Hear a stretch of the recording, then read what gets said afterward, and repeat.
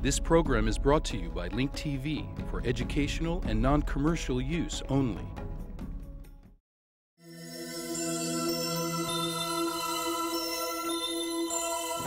Mosaic, a daily news program from Link TV, presents a selection of news reports from independent and state-controlled broadcasters from throughout the Middle East.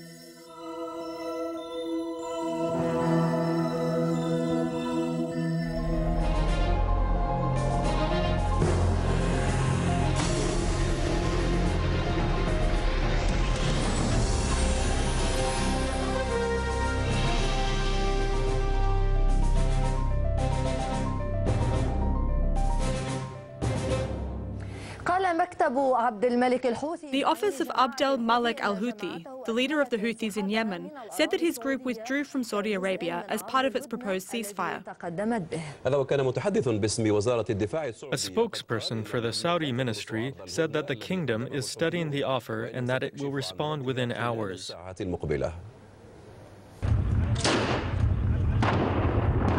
من المؤكد أن وقف القتال بين الجيش السعودي والحوثيين سيمثل نقطة. Of course, ending the fighting between the Saudi army and the Houthis will mark a turning point in the conflict that started in Yemen and expanded to the region. Maintaining the situation the way it is means continuing a war of attrition for a long time. وثمة من يرى أن هناك عوامل عدة تضغط باتجاه الخلاص مما يصف. Some believe that there are many reasons for Yemen and Saudi Arabia to want to get rid of what some describe as the Houthi headache. History has shown that it is difficult to end the war between unconventional forces using hit-and-run tactics and a regular army, regardless of its superior weapons. The fighting between the Yemeni army and the Houthis started in 2004. The question is, why did Abdel Malik al-Houthi decide now to announce his ceasefire offer? Will he propose Yemen a similar offer? It appears that Yemen wants to end the conflict with the Houthis, especially considering that the U.S. has been pressuring it to do so in order to focus on fighting Al-Qaeda.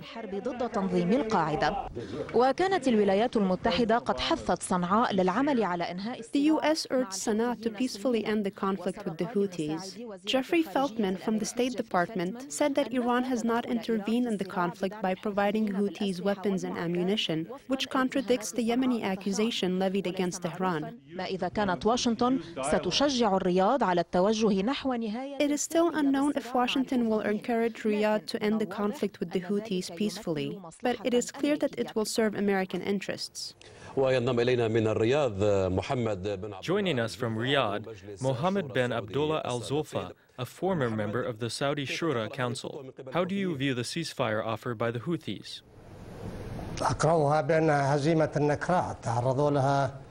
I think they were subjected to a terrible defeat because they dared to violate the Saudi border. They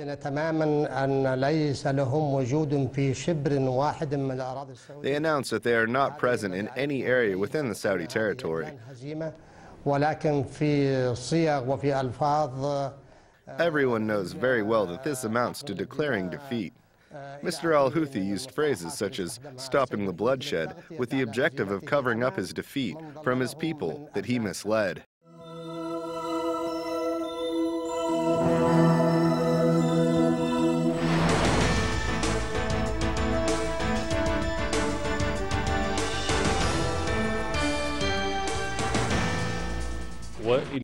The leader of the Yemeni Houthi group, Abdul al-Malik al-Houthi, outlined an initiative to end the war with Saudi Arabia. Based on the initiative, Houthi forces are to fully withdraw from the Saudi territory. In an audio tape received by Al-Alam channel, al-Houthi warned of an open war against Saudi Arabia if the latter continues its war against his fighters. القذائف السعودية ما زالت تسقط هناك. Saudi shells and air raids continue to batter northern Yemen, spreading death in the province of Saada and the surrounding areas. The raids targeted the areas of Shath, Marazem, and the district of Razeh, according to a statement by the Houthis.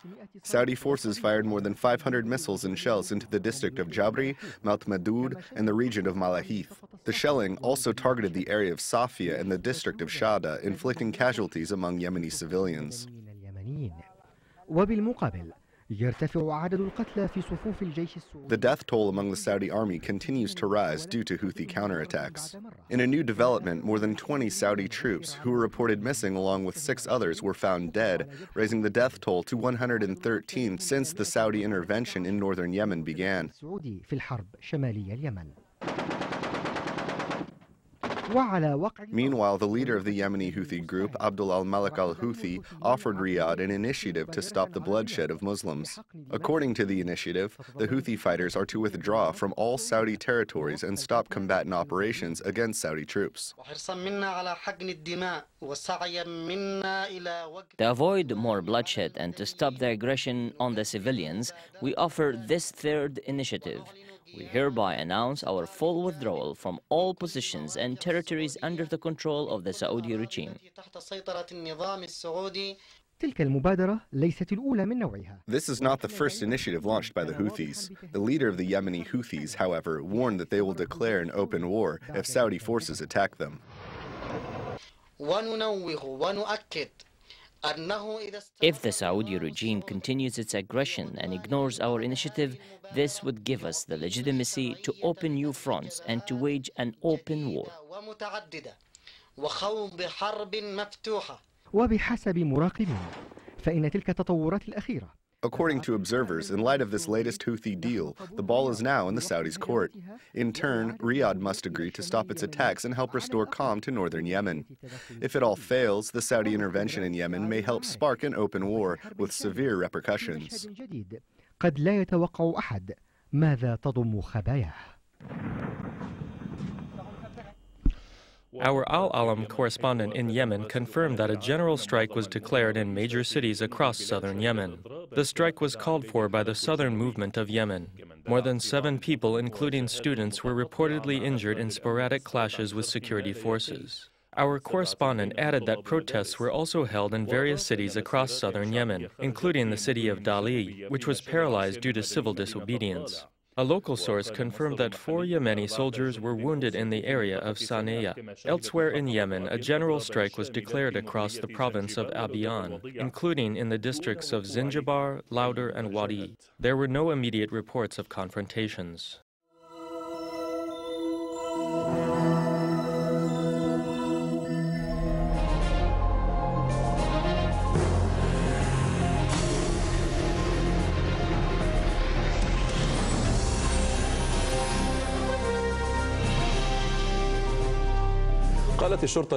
Nigerian police stated that the death toll from the violent sectarian clashes witnessed in the city of Jos last week has reached 326. Meanwhile, volunteers from the Grand Mosque in the city have tried to reach 3 villages in which 126 Muslims were killed last Thursday. Al Jazeera's camera has uncovered a cleansing operation that targeted women and children. This report from our correspondent in Jos, Fadel Abdel Rasak, who was able to reach one of these villages. The Jamaat Nasser al-Islam in the city of Jos. Here, in front of the Grand Mosque in the city, it looked as though a new set of confrontations was about to take place, even though quiet is ruling the city. In order to combat this new challenge, they take a tally of the number of people and make sure that everything here is the way it's supposed to be.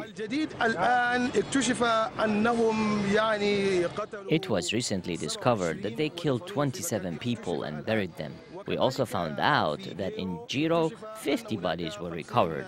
In Sapengera, there were 49 newly discovered bodies.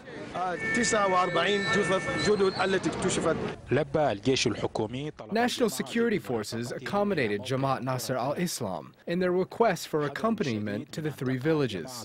Extreme caution ruled in fear of reprisal against the Jamaat. This location is far from the village where the killings took place, but simply running away from the village isn't sufficient to escape death. A child of no more than 10 years old faced his destiny right here, at the hands of Christians from nearby villages. The mother wasn't able to run away without her son, so she met the same fate. They were running away to the nearby village of Rambanbuna, but were found on their way there and killed. The survivors were the ones who spread the news from this village, and their constant complaints are that security forces didn't do enough to save the souls of the weak. We were at home during the incidents and were advised by a government official to seek refuge in his home in the village so he could send members from the security forces to protect us. These incidents were reported by the survivors from the region, but a convoy from Nasser al-Islam to the 3 villages was not able to reach all of them. Unidentified people lit fires on the street leading to the village, which only increased everyone's apprehension, and they decided to go back.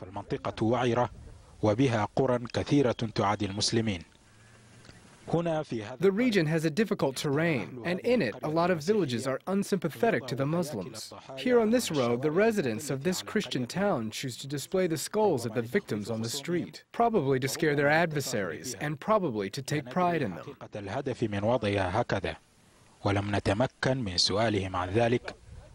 We ignore the real reason for placing them this way, and weren't able to ask them because our handlers did not want to approach them for security reasons. Fadl Abdul Rasak, Al Jazeera, from the suburbs of Jos, Nigeria.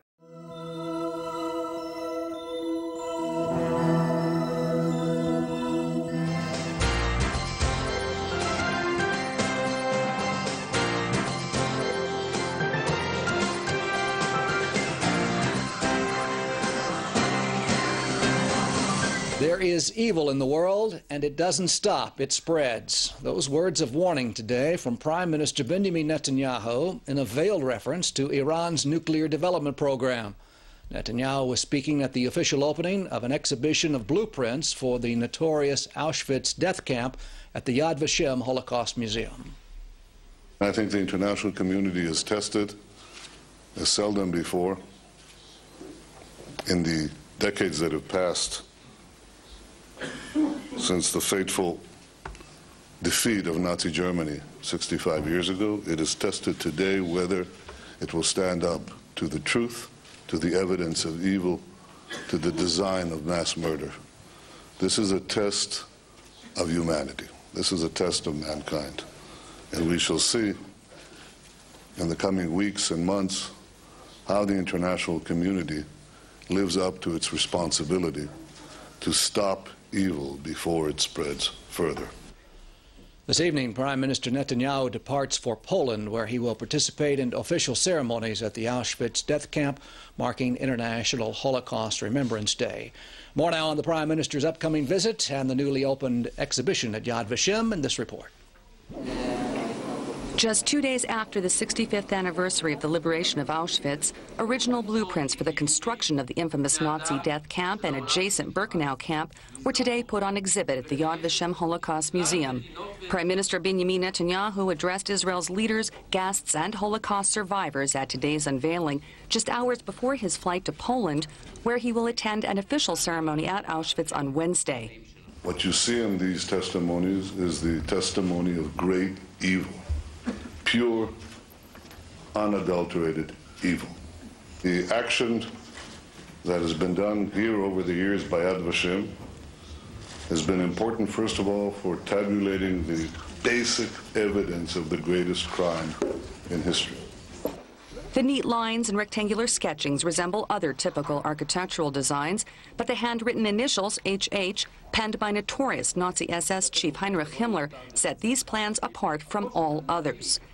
Horrifying point is that those representatives of the SS planning units knew exactly for what plans they are planning those buildings and constructions, and they cooperated, and they didn't pay any attention to the meaning of this kind of process, building up a machinery, an industry that means to systematically eradicate Jewish human beings, mainly, and some other prisoners. These drawings represent the prisoner barracks, gas chamber, and crematoria of the camp in Oswiecim, Poland, known as Auschwitz in German, where at least 1,100,000 people were murdered. This camp became a symbol of the Nazi genocide of European Jewry. I always knew that these plans were in existence, but I didn't think we'll ever find them. When you see them actually in corpus delicti, you know, in front of you, you realize the bestiality of the Nazis. The documents survived Nazi attempts to dispose of them at the end of the Second World War, then fell into Soviet hands. The German newspaper Bild obtained and authenticated the blueprints after they were rediscovered in an abandoned Berlin apartment in 2008.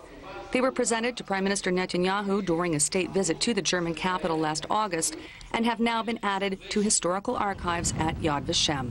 This is Erin Viner for IBA News.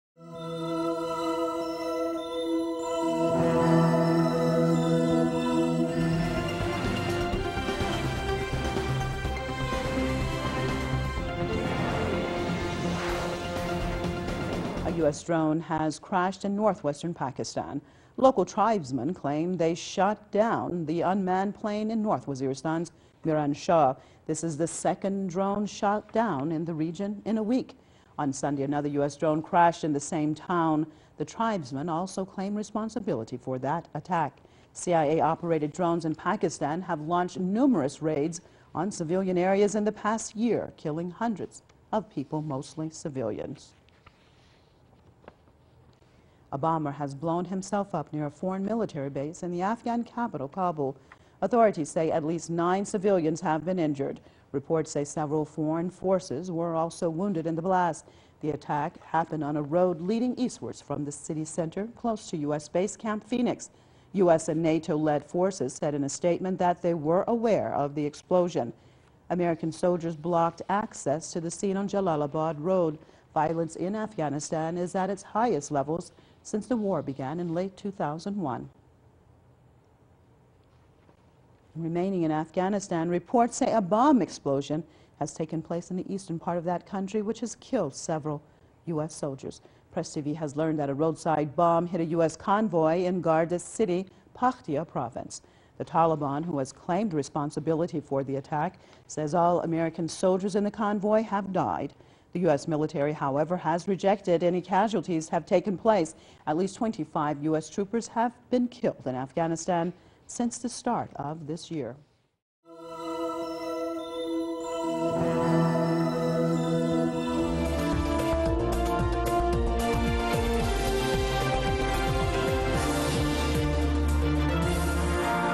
على تفجيرات دامية قضت العاصمة العراقية بغداد ليلتها وعلى لا تقل دموية. The Iraqi capital of Baghdad witnessed bloody explosions during the night and into the morning. Today, as Iraqis were recovering from yesterday's explosions that killed at least 36 Iraqis, a suicide bomber driving a booby-trapped car detonated the vehicle near the government forensics center in the Karada district, killing 18 people. This initial casualties estimate is expected to rise, especially considering that more than 80 people were injured. Dozens of ambulances participated in transporting them to Baghdad's hospitals. The Iraqi police and army enforced a security perimeter around the area where the explosions took place and sustained a great deal of destruction. هجوم اليوم جاء ليذكر بهشاشة الأوضاع الأمنية في العراق قبل 5 أسابيع. Today's explosion is a reminder of how unstable the situation in Iraq is, only 5 weeks away from the parliamentary elections. The lack of security was evident by the explosions that shook Baghdad yesterday afternoon, killing 36 people, as we said earlier. The explosions, which were carried out by multiple suicide bombers driving booby-trapped cars, targeted major hotels in Baghdad in which journalists and foreign businessmen usually stay. Iraqis held funerals for their relatives who were killed in the explosions. Some blame the dissolved Ba'ath Party and Al-Qaeda, but people are also strongly criticizing the government for failing to provide Iraqis security. What did the people do wrong?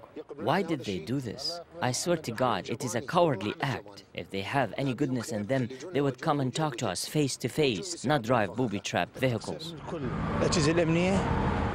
Everyone is neglecting their jobs. This includes the security agencies. The media says that these agencies have failed. There must be a security gap. The security agencies are the problem. They are corrupt.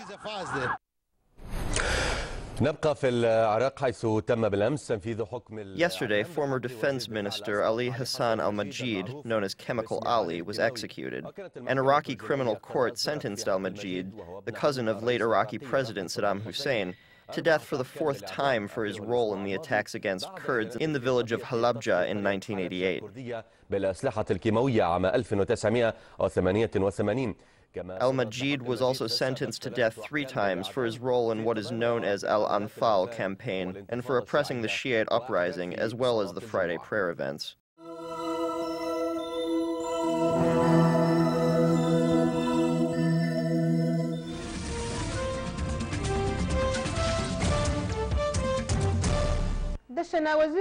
The Minister of Humanitarian Affairs and Secretary General of the National Anti-Landmine Organization, Dr. Abdel Baki al-Jailani, inaugurated the opening of the assembly for the first minesweeper in the country. The equipment was built by Bosnian experts and engineers as part of a reciprocal cooperation between Sudan and Bosnia in the anti-landmine humanitarian project. The minesweeper will be used in landmine removal programs, which are currently ongoing with coordination from the National Anti-Landmine Organization in eastern Sudan, Nil al-Azraq province, southern Kordofan, and southern parts of Sudan.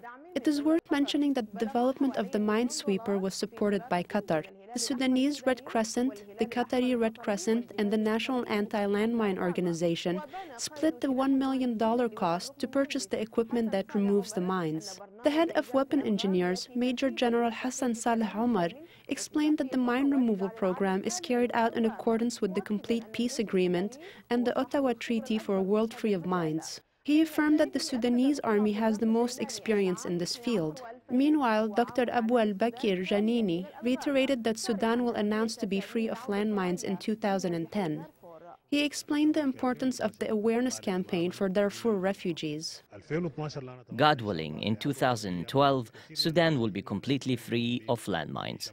In 2012, God willing, we expect to launch an awareness campaign for the refugees and the displaced people in northern Sudan and for those outside Sudan in order for them to return home. We are determined to guarantee that the mine removal work is ongoing in the southern Kordofan, southern Nile al-Azraq, and southern provinces.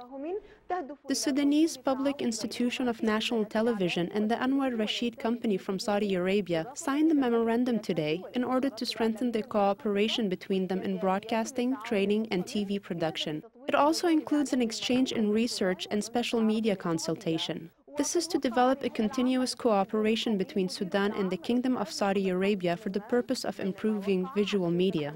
The General Director of the Public Institution of National TV, Professor Muhammad Hatim Sulaiman, and the General Manager of Anwar Rashid Company, Baytallah Muhammad Al-Dayan, signed the memorandum.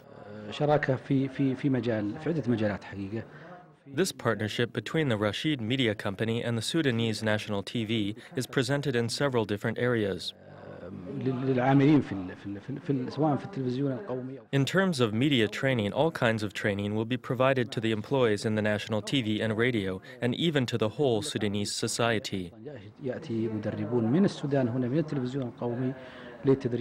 Sudan will send representatives from the national TV to train employees in the Kingdom of Saudi Arabia or in other Arab countries.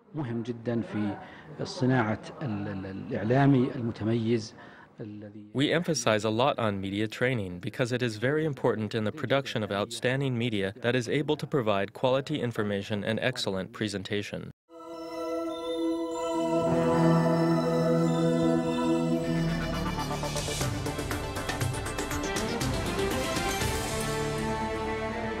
في صفحتنا الرئيسية أيضا نجد في قسم مزيد من الأخبار إلى خانة مهمة أيضا في. Let's follow an important report on our main page. A French parliamentary committee recommended in a report the ban of wearing niqabs in public places.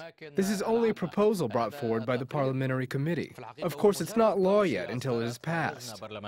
لا يعتبر قانونا نافذا طبعا إذا لم يصدق عليه بعد. وأيضا هذا الحظر. The proposal also indicates the places that should be covered by the ban, such as hospitals, schools, government offices, and on public transportation. ووسائل المواصلات والنقل العمومية أيضا. تقرير مطور في الحقيقة ورد في 200 صفحة وذكر الأسباب والمخاطر التي. The 200-page report mentions the reasons for which niqab wearing threatens the secular principles that the First French Republic was built upon after the revolution. الثورة. على كل الاطلاع على المزيد واستجلاء الصورة في. Let's watch more in the video report on our website. هذا التقرير من موقعنا.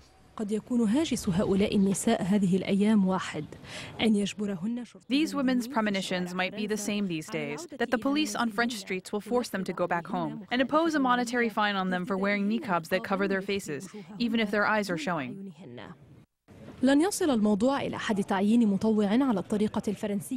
The matter has not become mandatory in French society yet, but the parliamentary committee recommended banning niqabs in public places in France, such as hospitals, schools, and on public transit. It also proposes that anyone who appears to be an extremist to be rejected from obtaining a residency card. Wearing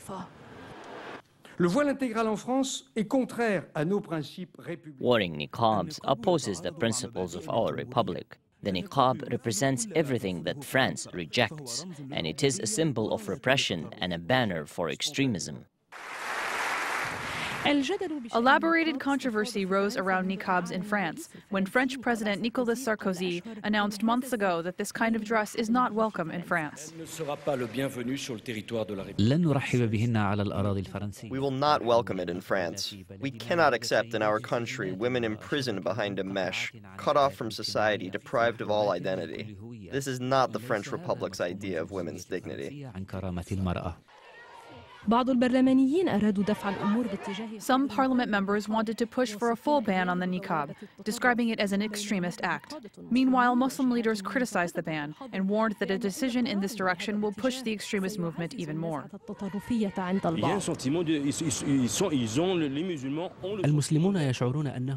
Muslims feel that they are facing discrimination and that their religion has become a controversial subject. Everyone focuses on the religion of Islam. We don't understand this mania. Sur la religion musulmane.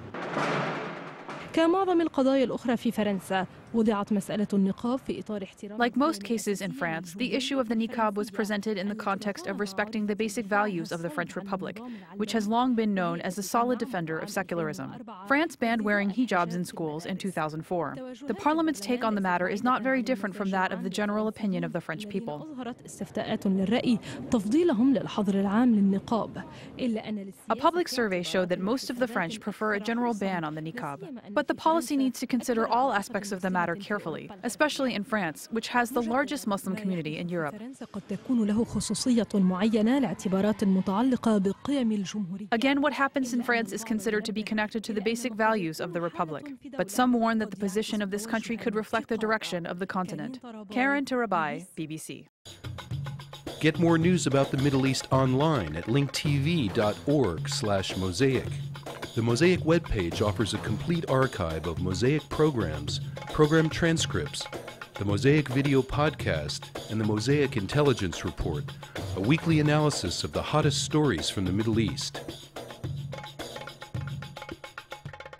The views expressed on Mosaic are those of the participating broadcasters, not Link TV or its sponsors. The production of Mosaic is made possible with the support of viewers like you. Thank you.